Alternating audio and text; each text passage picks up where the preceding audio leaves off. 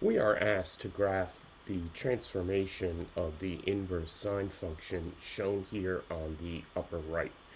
And folks, when we do this problem, we have to keep in mind that we are restricted when we are dealing with inverse functions. And in the case of the sine function, you could see it over here. Let me make this bigger. In the sine function, you work with negative pi over 2 to 0 to pi over 2. So we're going to focus on that domain of the inverse sine function. So here's going to be our game plan. We're going to graph the sine function. We're going to create the parent inverse sine function by flipping x and y. And then we're going to apply these transformations. Okay, we're going to apply the transformation to the x-coordinate and the y-coordinate. That's going to be the game plan. Now, folks, here's what we're not going to do. We're not going to do this bottom plan. What we're not going to do is apply the transformations to the parent sine function, flip the x and y, and create the inverse of this transformed sine function. If we do it this way, we will not get the correct result. So again, the key is to take the parent sine function, create the parent inverse sine function, and then, and only then, apply the transformations. We have our game plan up top. We're going to graph the parent sine function, flip the x and y, and create the parent inverse sine function and apply the transformation. So first we're going to graph the parent sine function. We have our unit circle here as a reference point. Remember, based on this diagram, when we deal with inverses, we're only going to consider the portion of the sine graph from negative pi over 2 to pi over 2. So let's go here to the upper left, use our unit circle. We see here that at negative pi over 2, our y value on the unit circle is negative 1. So that means we're going to be down here. Next, when the graph comes to 0, at the theta value or an x angle value of 0, we see that our sine value is 0. So we're going to be here at the origin. Next, the sine graph at positive pi over 2, the y value is 1. So these are the 3 points for the graph that apply for inverse sine functions. However, folks, I have a tough time with just 3 points getting the curvature right. So I'm going to also include this portion here, negative pi and pi. So at pi, we see that the sine value is 0. And at negative pi, it's also 0. So I'm going to put that portion of the graph, and I'm going to include it because by doing that, the fact that that curvature and that curvature is present, that helps me with this curvature. And I'm going to also include these points that are technically outside the domain. Okay, they're outside of this domain, but I'm going to include them to help me with the curvature.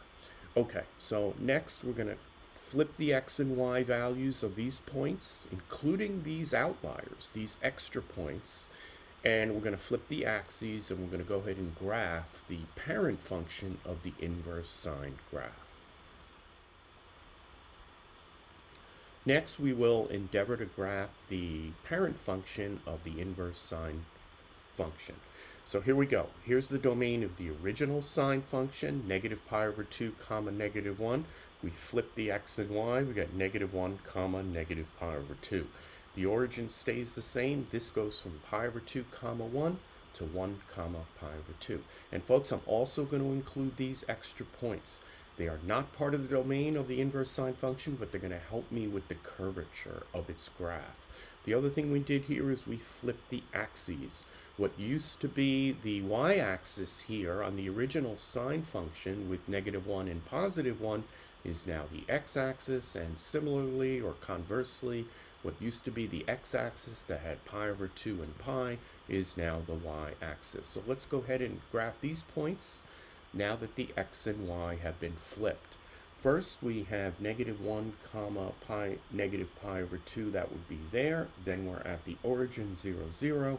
Then we're at 1 comma pi over 2. Now, folks, I'm going to graph these extra points, even though they are not part of the domain. So first, we're going to have 0 comma pi, and then 0 comma negative pi.